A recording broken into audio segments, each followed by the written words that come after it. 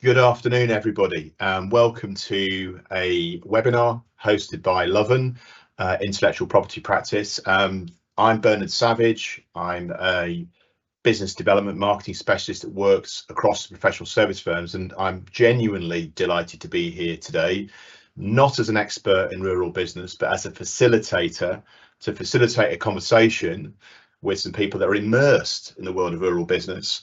And we're going to be talking about what's working right now in the rural business sector. We're going to share some stories, some strategies, and present to you a sunny side up take on what's happening within the agricultural world. Best place to start is with some introductions. I'm going to ask Julie to briefly introduce herself rather than me introducing you and getting it all wrong, which wouldn't be a great way to start. So Julie, welcome. Perhaps you could tell us a little bit about yourself, please. Thanks very much. So very briefly, I'm Julie Robinson, and I am very privileged to have fallen into the agri sector for my work as a lawyer. So I've been around working in law and act really only for farmers and groups of farmers on all kinds of agricultural matters. But it's the greatest fun, actually. Excellent. Okay, thank you. So same question to Andrew. Perhaps you could tell us a little bit about yourself and what brings you here today. Well, I'll give you a very brief snapshot because this could go on for about an hour. But I'm a Lincolnshire farmer farming 1,600 acres in the middle of Lincolnshire. We are growing the only crop of a British variety of baked beans, which I'll talk about in a minute. I also do YouTube videos. The YouTube channel is called Wardy's Waffle, where I promote food farming, the countryside, and bring the trials and tribulations of producing food to the general public as well as farming. And I've just recently hosted the National Cereals event where about 22,000 people came to that.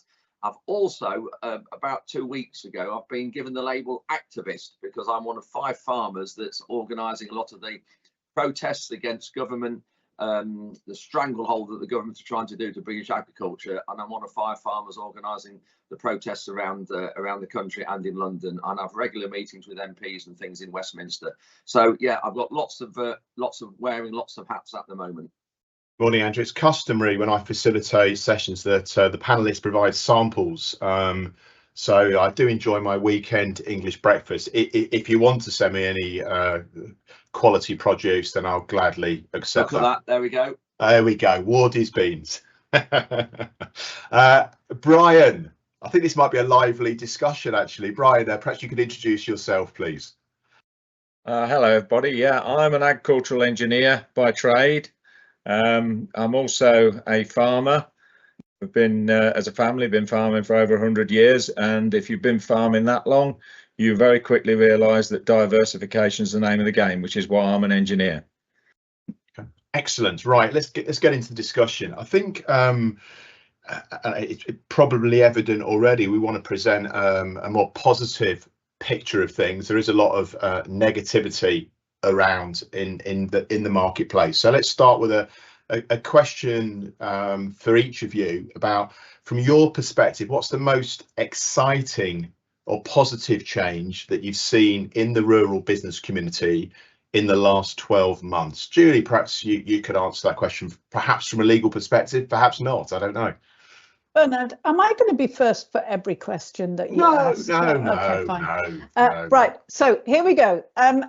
Look, if I take it just back a bit further than the 12 months, for me, the most exciting thing that I've seen, and has caught me slightly by surprise as a lawyer working for farmers, is farmer collaboration, is farm businesses working together. I've been particularly involved. I work for, food marketing co-ops, but I've been particularly involved in farmers working together on environmental schemes, and in order to do deals really in this new world of private finance for environmental goods. And I've just been surprised first by how many farmers enthusiastically join the groups, even when they've got a load of boring documents from me to sign, about the agreement. But B, how much fun they seem to be having, how the sort of side effect or the bonus is that it is much better working together than working alone on the farm and negotiating your own, baseline environmental analysis, carbon analysis, etc. How much there seems to be a benefit of working together, just in terms of not feeling so isolated and feeling part of something bigger. Okay, thank you. So in an attempt not to keep things in strict order of rotation, we'll mix it up and ask Brian what he's seen that's particularly exciting in the rural business community in the last year. Well, I mean, me from an engineering perspective, the biggest thing is optical weed recognition and spot treatment of chemicals. That's the main thing that I would highlight as being a way forward. And it's been a focus of our business now for a while, and being able to deliver the technology that will make it happen. It's all very well being able to see the weed, but you've got to actually able to get the chemical on that weed. And if I put my farmer hat on, I look at some of the things that Julie comments on, and they are quite exciting, but they're also quite depressing in a different way. It's all very well having people very interested in your farm and wanting to take it over for perhaps a windmill or a solar farm or something like that. But once you've done that, it's gone for 50 years. So yeah, there's positives and negatives in all angles of what we do. And it is a brave new world, and it's just trying to get a balance of where we go with it, with sustainable farming and carbon zero, etc. Thank you. Andrew, what else have you seen that has particularly excited you within the sector in the last year?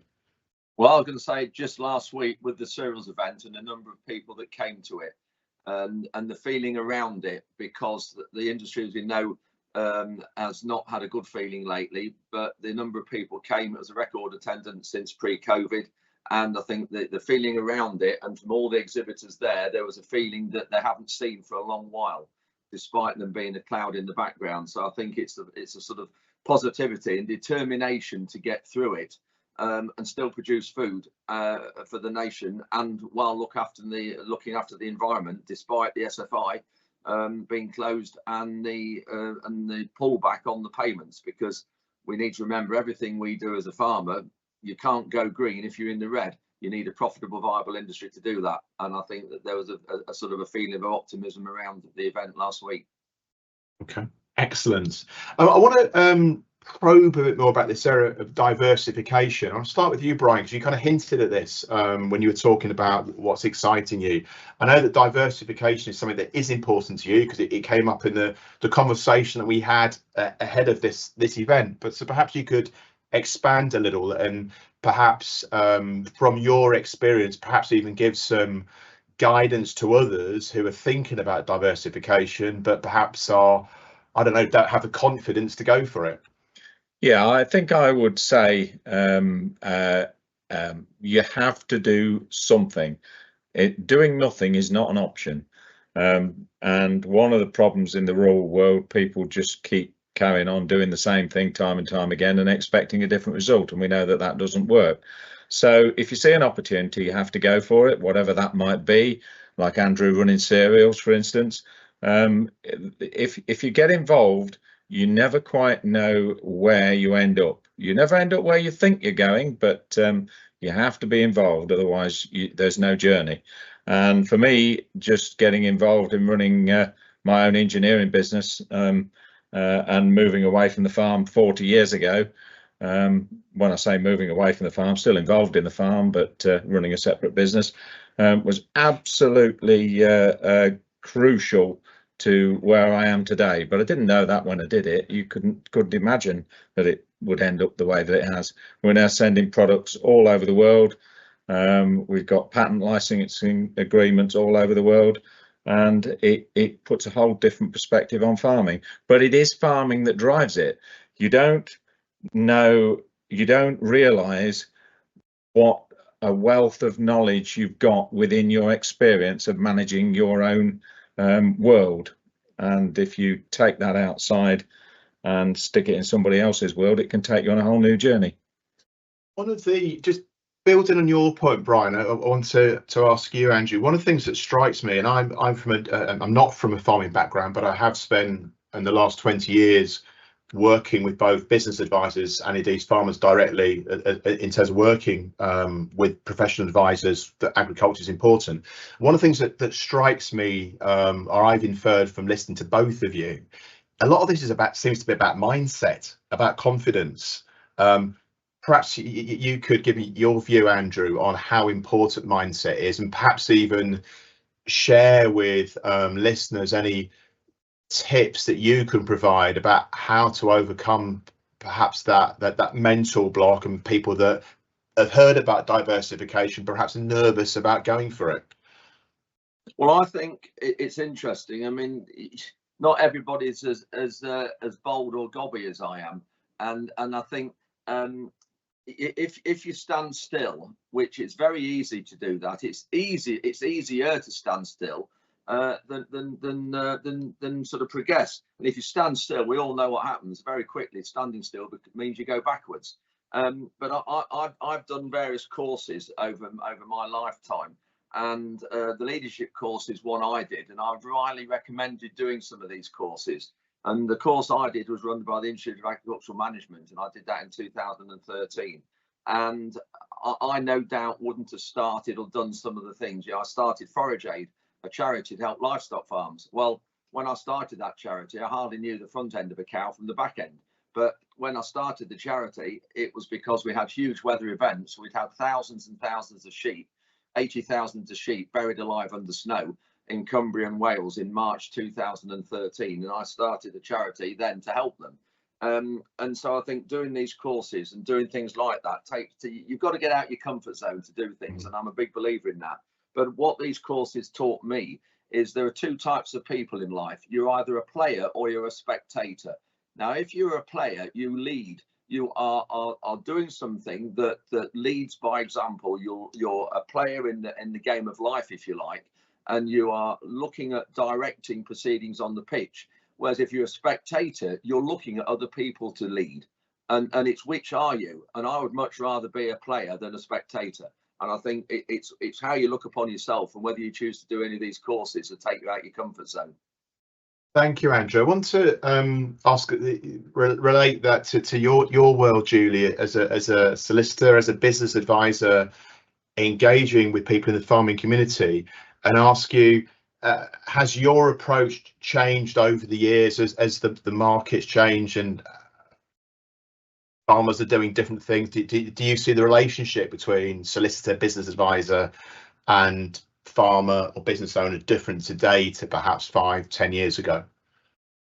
Yeah, I mean, I think we might, if we park the sort of digital aspect and the fact that we're doing something which we couldn't have done even 4 years ago, 5 years ago, we were just beginning this kind of, group of people speaking to the rest of the world live. But leaving that aside, it's made a big difference.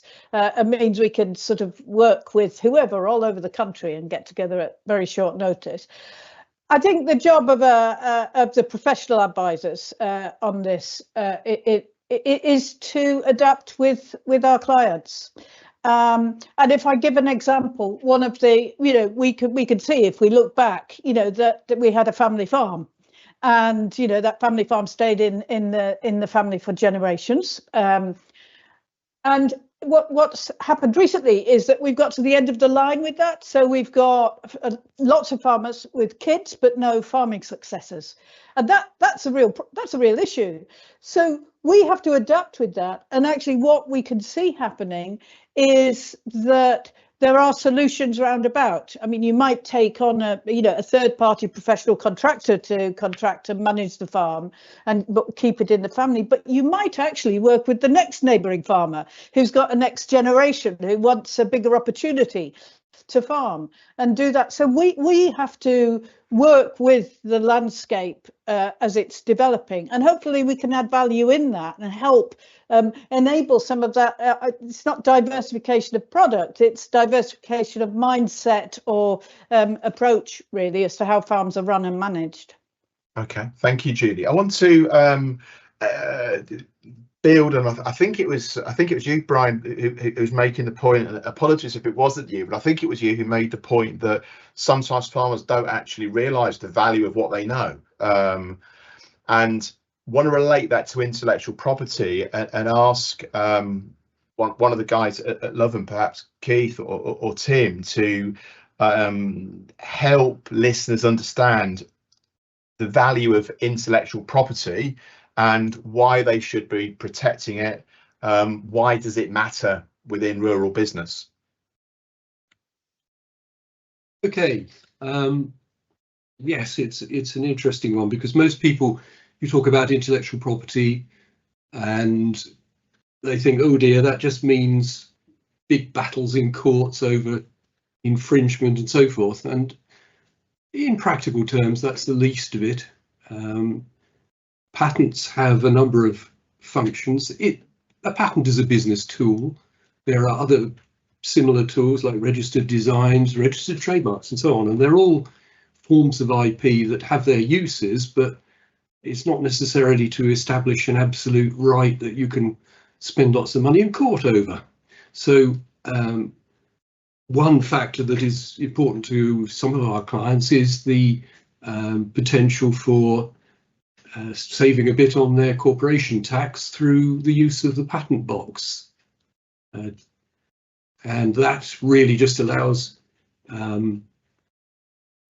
that proportion of your profits that's generated from patented or technology to be to reduce your corporation tax bill to just 10% for that proportion. There are things like just scaring off the competition. If you just say, oh, it's patented or patent pending, that's usually sufficient to make people a little less keen to copy you. So all of these things are important without necessarily saying that you're committing yourself to huge legal costs. In every case, the number of patents that get litigated is very small, but they're still a useful tool in keeping people off the grass. And that's, I suppose, that's going again, linking this to something that Julie was talking about with regards to succession, and linking that to potentially exit strategies. Intellectual property, I know, plays a key part, doesn't it? And that can help businesses realise more value. Is there any advice you can give businesses, perhaps at startup phase, that aren't considering intellectual property that should be? Well, I think it depends on what they have, but many businesses have a name that's important to them, and that name has value, and it needs to be protected as a registered trademark, and it needs to be looked after properly. And there may be other things. If you're making products, as many farming engineering businesses do, that it's important to make sure that you have patents in place on that. It can help with bringing in investment. It can help in adding to the value of the business when you want to sell. So yes, it's all those things I think are critical. Okay, thank you, Keith. I want to Julie touched on quite a big subject. I think it's worth spending a few minutes getting some perspective from the panelists. It's this thing around digital. Digital transformation might sound like a bit of a buzzword, or it might be a game changer. Is there any aspect of digital tech, AI, that you've seen already that's making a real difference in rural businesses? Can I ask that to Brian first? What are you seeing in terms of, tech, AI? Well, I mean, I was commenting earlier about the latest crop of camera systems and weed recognition, and AI. One of the problems in that area is the speed that you can do it at, because if you can't process the information fast enough, you can't actually do it in real time, and AI helps with that. But AI also helps with weed identification. If you sort of look at what AI is doing for you on the internet and have a little bit of a play with things like Copilot or whatever, you get the idea that it is condensing the information and streamlining the information for you. And certainly AI helps a lot with the speed of weed recognition. And I've been, obviously I work in a lot of sectors and we just happen to be focused on that particular one, but I've been involved in that now for a long time with various different government funded projects. And I was at the beginning when they were saying we can collect the information, but the computers can't process it fast enough. So we process it overnight and then go back the next day and do the job. And within the space of about 3 years, I think it would be, it was a 5-year project, we were processing in real time. Now that's not necessarily AI, but there's definitely the leaps are there if you go to look for them. And that's when you get into the discussion about whether or not you should patent. This issue of patent or publish, i.e. protect it or make it so that nobody else can patent it. And my particular opinion of that is that it's difficult if you're the only one. It can be the best idea in the world, but if you're the only person promoting it, it's not going to catch on in the industry. And so I realized that very early on in my journey. So one of the issues of patenting that I would like to highlight is the opportunity to license, because then you're not the only one, and you are earning from your intellectual property, because it will, if it's right, if it's good, it will very, very, very quickly influence the market. Very quickly. Thank you, Brian. Andrew, any personal perspectives around digital transformation, whether that's AI or whether that's some other tech? What's your particular insights, and again, any lessons that you can share with listeners? And we're just muted at the moment, Andrew. Sorry, apologies for that. Tech is huge at the minute in ag, and we've had GPS self-steering tractors now for years, so that's not new. That's like 15 years ago maybe they first appeared, so that's old hat now. But what we did last year, if you remember, last year's particularly wet. We had a very wet winter a year ago, and we had quite a lot of fields that had got wet puddles, wet patches in the fields dotted all over them, and everybody had that. You know, there were whole fields, whole areas, but we had wet patches in fields. And I couldn't see the point when we were spraying and applying inputs to those fields of spraying and applying those inputs, fertilizer chemicals, to those patches. And some of the patches might have been the size of a tennis court. Some of them might have been 5 square yards, you know, or meters. They were varying in size. So what I did, I put and we've gone to Green Star, which is the John Deere system of GPS, which I'm finding the most accurate by a mile. And I've got my own Trimble base station at the farm that cost me a lot of money 15 years ago. And I only use that on the combine now. So we're using Green Star, and I got our Gator, our Polaris ATV set up with the system off the sprayer. And I went round all the farm and I did internal boundaries on all these fields that have got wet patches on. And I then transferred those maps into the sprayer. So when the sprayer was going up and down the field, it actually switched off, or switched nozzles off and switched sections off the field, so that off the sprayer. So say, for example, we was in a 20 hectare field, 50 acre field, 20 hectares, we wouldn't spray 1.6 hectares of that field. And so we didn't waste inputs on that field, because don't forget, these wet areas had no crop growing. And then when it got nearer to harvest time, all these areas were growing weeds and growing rubbish because they'd had no herbicides on to kill them. I reversed the maps. So I used the no spray zones and made them spray zones, and went up and down across the farm, and I sprayed glyphosate. So I sprayed Roundup on those areas and killed all the weeds off and kept the crop growing. So that's just an example of how I use those areas, and it worked really well.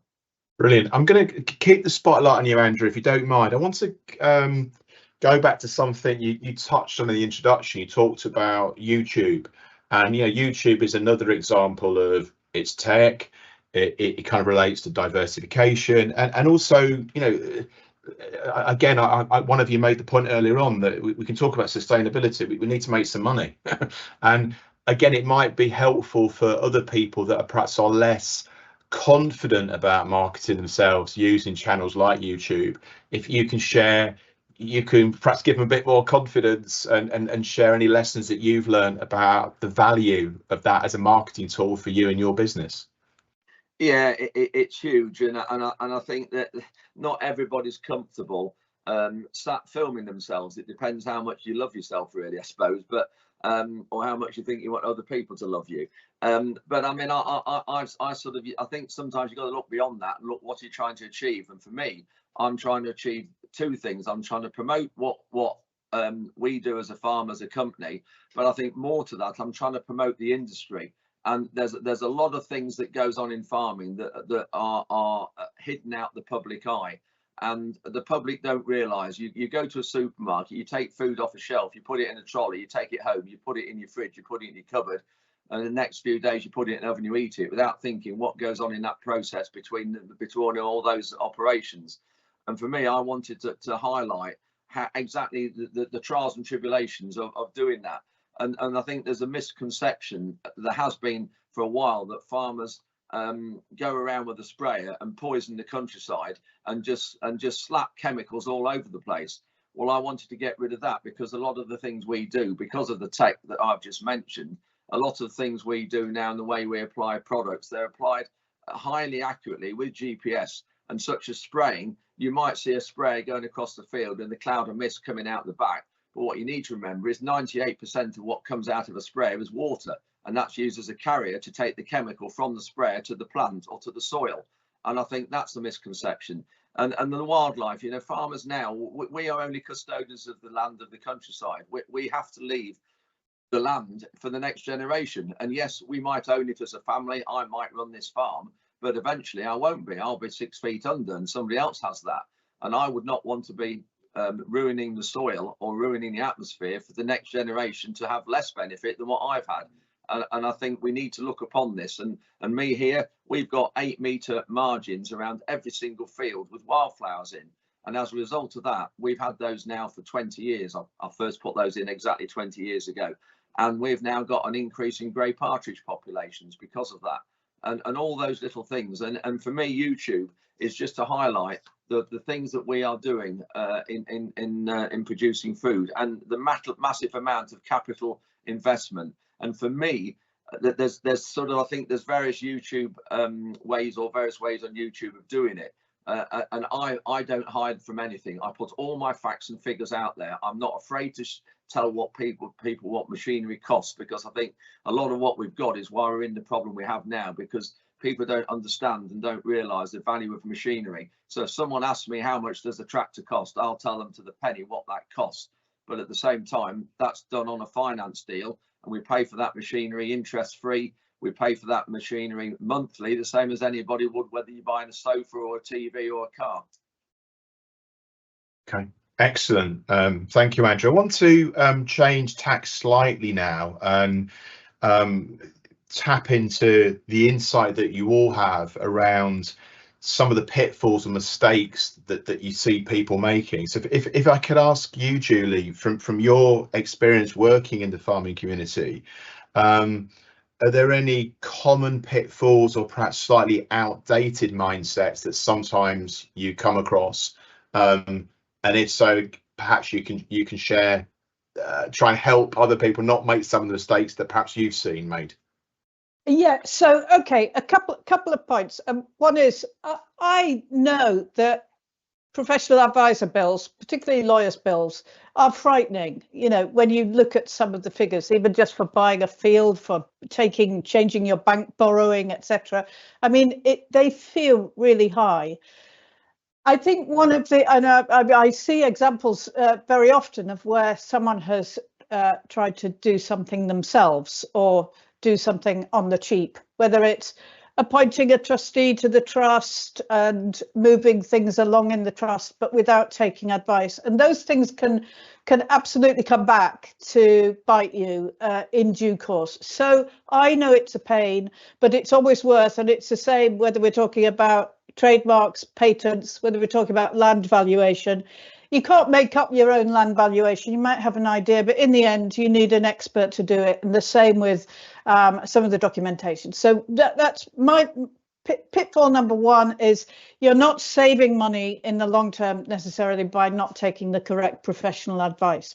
That's the second mindset, and I just need to put in brackets here. He doesn't need any more fans, but I am a big fan of Andrew Ward. I mean, I think he's and the reason I'm a big fan is that he doesn't just stand there and be gobby, as he admits to being. He's very gobby. He doesn't just stand there and be gobby, but underneath it, he's doing all of those trials, whether it's trying to, find answers to blackgrass issues, whether it's the margins, the spraying, the tech, etc. And so I take my hat off to you, Andrew, on that. And so I just want to say the other mindset is that feeling and sense that the whole world is against you. It partly comes from isolation that we talked about before, that now it's just probably the single farming family, one person, spouse, the kids have got off to do other stuff. It's isolating, but that sense that the government is against you, that the public are against you. I get government makes bad policy sometimes. The IHT stuff is bad policy making. But I do think that it's a mindset which doesn't help, because it turns you inside rather than looking out. So it's good that we've got people like Andrew, and we've got collaborative farming groups which help mitigate that isolationism and that sense that everybody's against you. Because if you've got a good idea, you will find people to support you. Thank you, Julie. Outdated mindsets. Someone from you, Brian, anything that you've seen and think that's misguided or that's hindering progress? That's difficult to say. I think that it's similar to what Julie highlights, in that people tend to not want to spend money on technology in the same way as they don't want to spend it on advice, and yet they haven't sat down and actually worked out the fact that if they spend it, it makes a big difference, just like Andrew just highlighted. Spending money on being able to patch spray fields is actually a massive saving once you do the calculations. So yeah, I think staying ahead of the game is the only way really to make any money in agriculture. And there are a lot of people that tend to shy away from staying ahead of the game.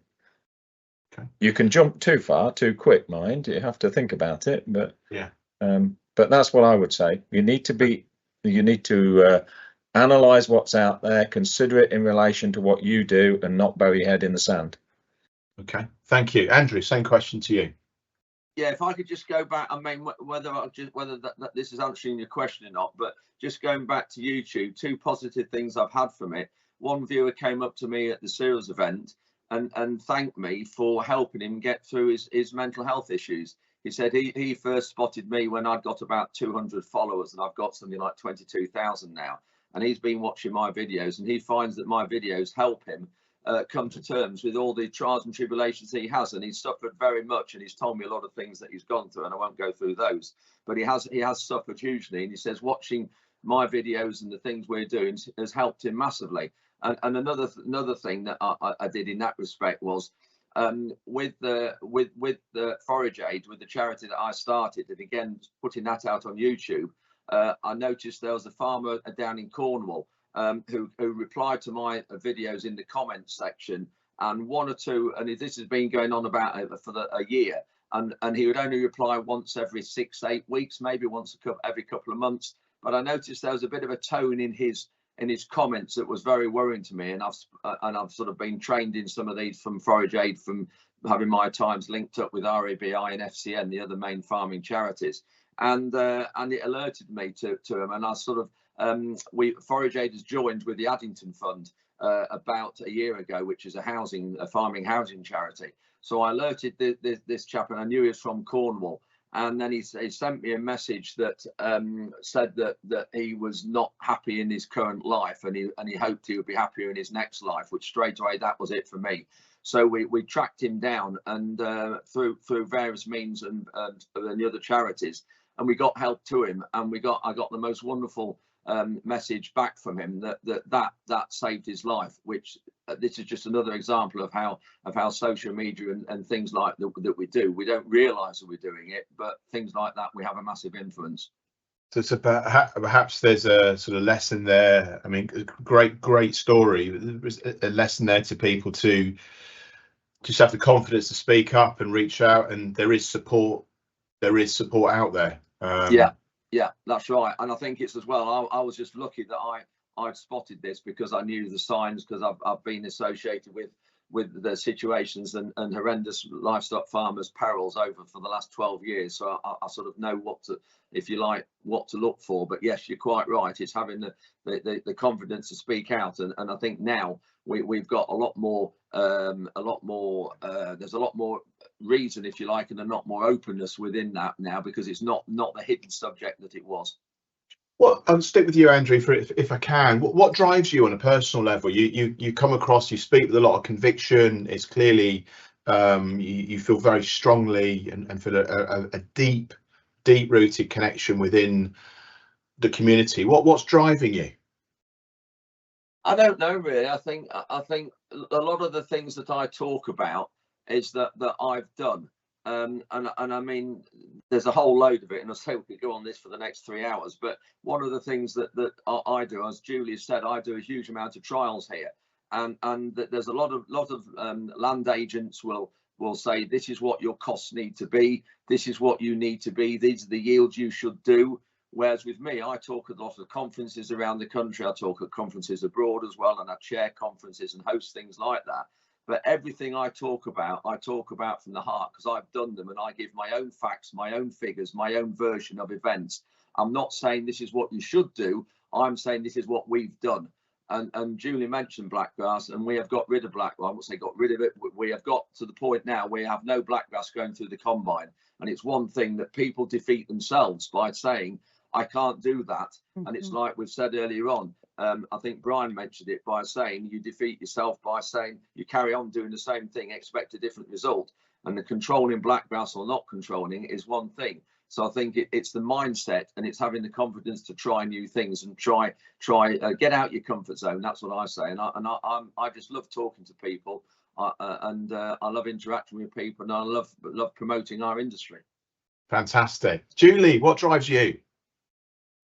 Look, for me, it's all about clients really, and learning. When I came into farming, it was just at the end of foot and mouth in 2001.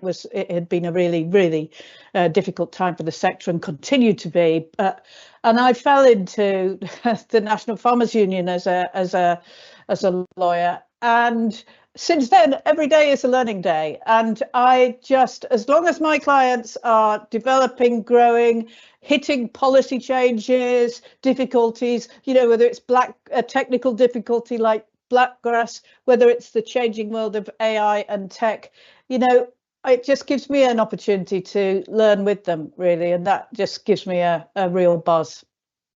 I can see that on your face, Julie. Brian, what drives you? Well, for me, it's fixing everyday problems and changing the way we think and the way we do things. And I've been lucky enough to be quite successful in that area. And in particular, Andrew mentioned the problem of people's perception of agricultural chemicals and the way farmers throw them about. If they knew how much we paid for them, they wouldn't think we throw them about, I tell you.